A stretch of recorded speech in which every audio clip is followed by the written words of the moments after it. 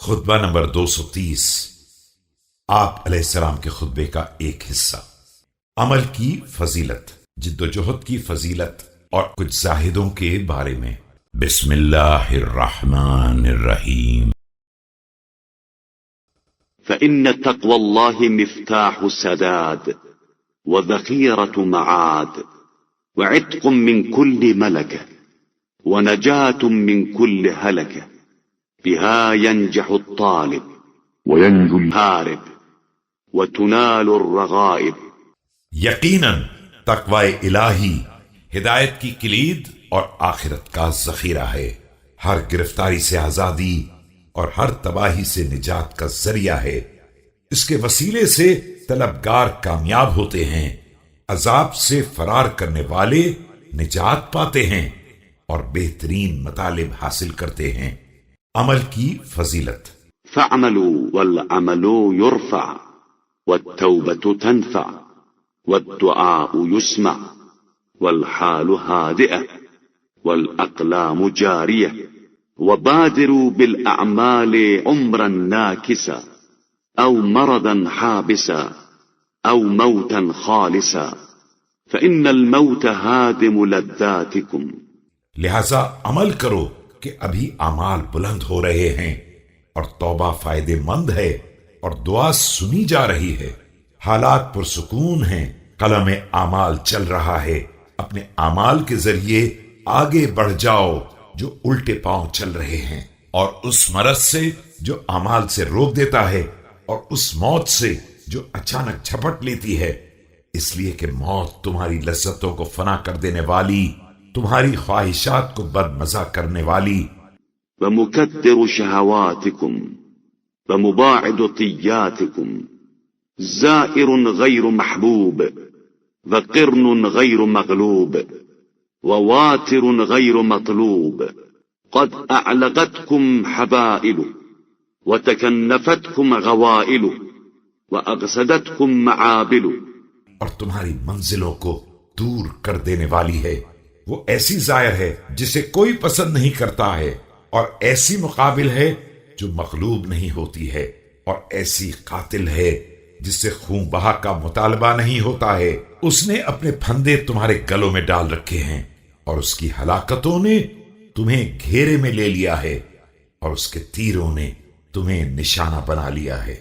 وعظمت فيكم سطوته وتتابعت عليكم عدوته وقلت عنكم نبوته، فيوشك أن تغشاكم دواجي ظلله واحتدام علله وحنادس غمراته وغواشي سكراته۔ اس کی سطوت تمہارے بارے میں عظیم ہے، اور اس کی تعدیاں مسلسل ہیں، اور اس کا وار اچٹتا بھی نہیں ہے۔ قریب ہے کہ اس کے بادلوں کی تیرگیاں، اس کے مرض کی سختیاں، اس کی جان کنی کی اذیتیں، وأليم إزهاقه ودجو إطباقه وجشوبة مذاقه، فكأن قد أتاكم بغتة فأسكت نجيكم ففرغ نديكم وعفى آثاركم وأطل دياركم۔ اس کے دم اکھڑنے کی بے ہوشیاں، اس کے ہر طرف سے چھا جانے والی تاریکیاں اور بدمزگیاں، اس کی سختیوں کے اندھیرے تمہیں اپنے گھیرے میں لے لیں، گویا وہ اچانک اس طرح وارد ہو گئی کہ تمہارے رازداروں کو خاموش کر دیا، ساتھیوں کو منتشر کر دیا، آثار کو محو کر دیا، دیار کو معطل کر دیا۔ وبعث وراثكم يقتسمون تراثكم بين حميم خاص لم ينفع وقريب محزون لم يمنع وآخر شامت لم يجزع۔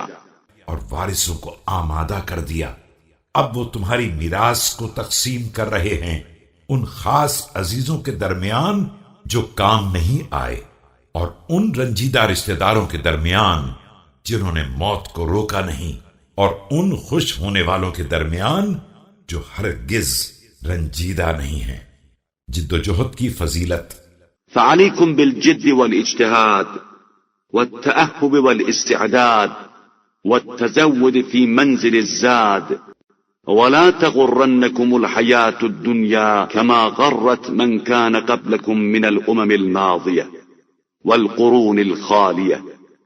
اب تمہارا فرض ہے کہ سعی کرو، کوشش کرو، تیاری کرو، آمادہ ہو جاؤ، اس زاد راہ کی جگہ سے زاد سفر لے لو، اور خبردار یہ دنیا تمہیں اس طرح دھوکہ نہ دے سکے جیسے پہلے والوں کو دیا ہے، جو امتیں گزر گئیں اور جو نسلیں تباہ ہو گئیں.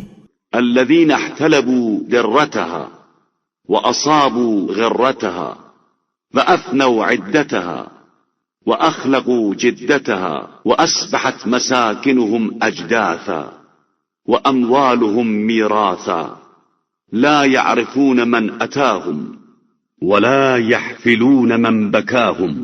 جنہوں نے اس دنیا کا دودھ دوہا تھا، اس کی غفلت کا فائدہ اٹھایا تھا، اس کے باقی ماندہ دنوں کو گزارا تھا اور اس کی تازگیوں کو پژمردہ بنا دیا تھا، اب ان کے مکانات قبر بن گئے ہیں اور ان کے اموال میراث قرار پا گئے ہیں.